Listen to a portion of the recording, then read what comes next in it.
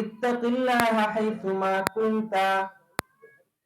আল্লাহ রাসূল সাল্লাল্লাহু আলাইহি ওয়াসাল্লাম বলেন, হে আবু যর গিফারি রাদিয়াল্লাহু তাআলা আনহু, তুমি যেখানেই থাকো না কেন আল্লাহকে ভয় করো।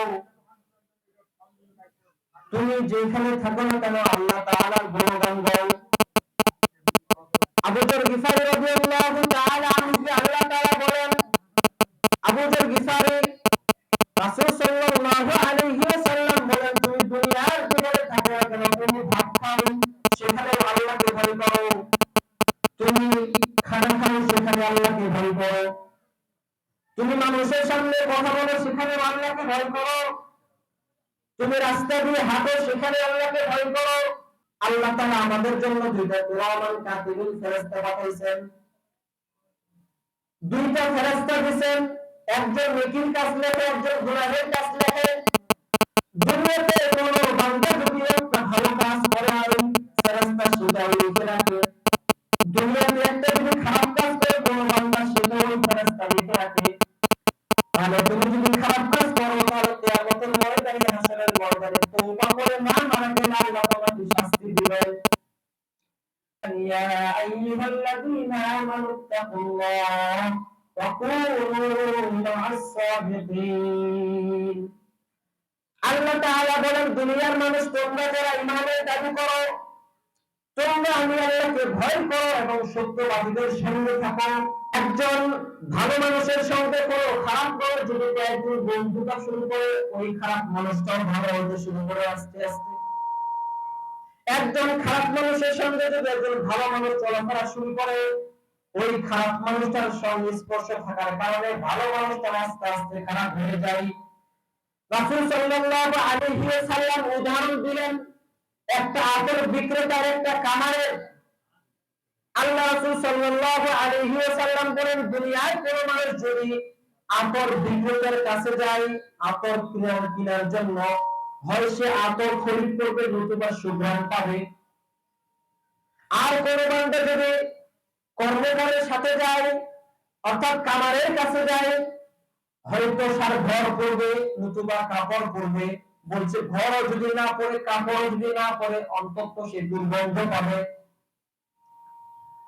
এজন্য আল্লাহ তাআলা বলছে, ফামান ইয়ামাল মিসকালা যাররাতিন খাইরান ইয়ারা ওয়া মান ইয়ামাল মিসকালা যাররাতিন শাররান ইয়ারা। দুনিয়াতে কত মানুষ কিয়ামতের ময়দানে, হাসরের ময়দানে বলবে, আল্লাহ আমাকে মাফ করে দেন। কত মানুষ বলবে, আমার ছেলে সন্তানকে নিয়ে যাও, বিনিময়ে আমাকে জান্নাত দাও। আমার ধন সম্পদকে নিয়ে জাহান্নামে দিয়ে দাও, বিনিময়ে আমাকে জান্নাত দাও। আমার স্ত্রীকে দিয়ে দাও, বিনিময়ে আমাকে জান্নাত দাও। আমার ছেলে মেয়েদেরকে জাহান্নামে দিয়ে দাও, বিনিময়ে আমাকে জান্নাত দাও। আল্লাহ রাসূল সাল্লাল্লাহু আলাইহি ওয়াসাল্লাম বলেন, না না, আল্লাহ তাআলা এমনটা করবেন না। কিয়ামতের ময়দানে, হাসরের ময়দানে আল্লাহ তাআলা এমনটা করবেন না। তাহলে কেমন করবেন? আল্লাহ বলেন, ফামান ইয়ামাল মিসকালা যাররাতিন খায়রান ইয়ারা ওয়া মান ইয়ামাল মিসকালা যাররাতিন শাররান ইয়ারা। দুনিয়াতে কোন ব্যক্তি যদি যারা পরিমাণ সৎ কাজ করে, নেকির কাজ করে, সওয়াবের কাজ করে, আল্লাহ তাআলা কিয়ামতের ময়দানে, হাসরের ময়দানে সেটাও দেখাবেন। আর কোন বান্দা যদি গুনাহের কাজ করে, খারাপ কাজ করে, সেটাও কিয়ামতের ময়দানে দেখাবেন। আল্লাহ তাআলা বলেছে, ইকরা কিতাবা কাফা বিনাফসিকা ইয়াউমা আলাইকা হাসিবা। যখন জাহান্নামীদেরকে বলা হবে, ইকরা কিতাবা, তোমার কিতাব পড়ো, তোমার আমলনামা পড়ো, কাফা বিনাফসিকা ইয়াউমা আলাইকা হাসিবা, ওই দিন তোমার আমলনামার হিসাব তুমি নিজে নেওয়ার জন্য যথেষ্ট হইবে। সেদিন কোন ফেরেশতা লাগবে না, সেদিন কোন নবী লাগবে না, কোন শহীদ লাগবে না আপনার আমলনামা হিসাব করার জন্য। সেদিন আপনার হিসাব আপনি নিজেই করবেন।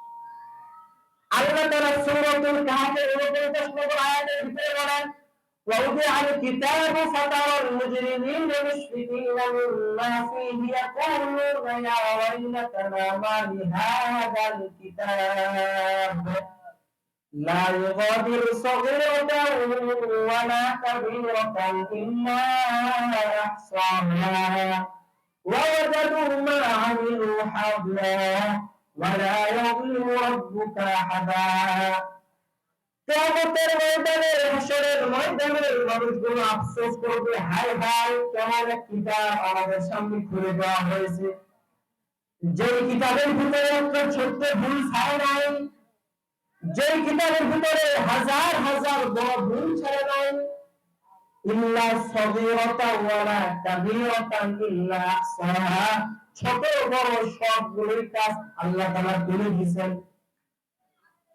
কোন মানুষকে রাস্তার চলাফেরার সময় আপনি একটা গালি দিয়েছেন কিন্তু মানুষটা শুনতে পায় নাই যাতে গালি দিয়েছেন, অথচ আল্লাহ তাআলা সেটা কিয়ামতের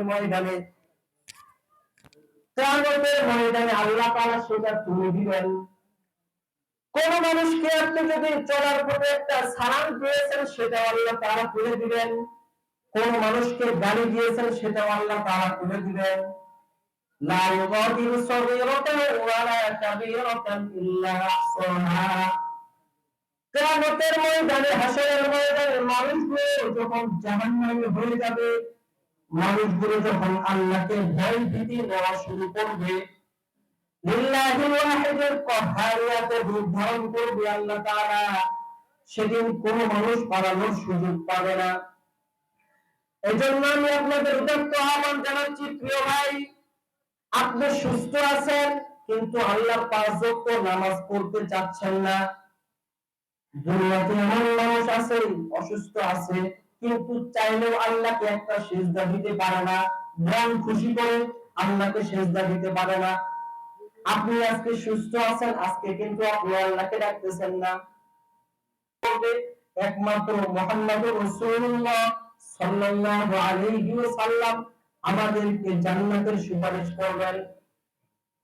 আর আপনি দুনিয়াতে মনে করতেছেন বিড়ি খাচ্ছেন, গোল খাচ্ছেন, সিগারেট খাচ্ছেন, গুনাহের কাজগুলো করতেছেন, মৃত্যুর পরে আল্লাহ রাসূল আপনাকে হাউজে কাউসারের নদী দিয়ে দিবেন, এমনটা কিন্তু আল্লাহ তাআলা বলেন। আল্লাহ তাআলা বলছেন, দুনিয়ার মানুষ, আমি আল্লাহকে তোমরা ভয় করো যেভাবে ভয় করা দরকার। আল্লাহ তাআলা এক আয়াতের ভিতরে বলছেন, ইয়া আইয়ুহাল্লাযীনা আমানু তাকুল্লাহ হাক্কা তুকাতিহি ওয়া লা তামুতুন্না ইল্লা ওয়া আনতুম মুসলিমুন। হে বান্দাগণ, তোমরা আল্লাহকে ভয় করো যেভাবে ভয় করা দরকার, কিন্তু খবরদার ওয়া লা তামুতুন্না ইল্লা ওয়া আনতুম মুসলিমুন, তোমরা মুসলমান না হয়ে মরিও না। আমাদের বাবাও মুসলমান, আমাদের দাদাও মুসলমান, আমাদের 14 গোষ্ঠী মুসলমান, তারপর আল্লাহ তাআলা একবার নয় দুইবার নয় অসংখ্যবার বলছেন তোমরা আল্লাহকে ভয় করো, তোমরা আল্লাহকে ভয় করো। কিয়ামতের ময়দানে হাসরের ময়দানে কিছু কিছু মানুষ জাহান্নামে যাবে তার ইবাদতের নিয়মের কারণে। আপনি পাঁচ ওয়াক্ত নামাজ পড়তেছেন, রোজা রাখছেন, হজ করছেন, যাকাত করছেন, সুদ খান নাই, ঘুষ খান নাই, তারপর কিন্তু আল্লাহ যদি না চায় আপনি জান্নাতে যাইতে